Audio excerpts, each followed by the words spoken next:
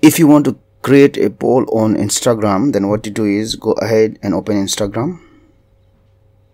After that, what you have to do is you have to tap on your profile picture here. You can either take a photo or you can just use a photo which is in the gallery. I will be using the photo which is in my gallery, so I will select gallery here. Then I will select a photo.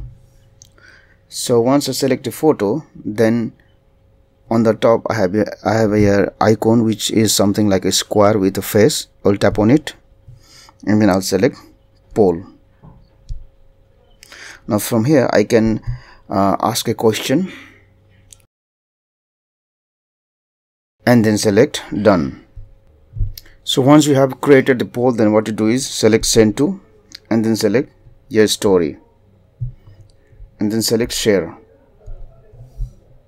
and done.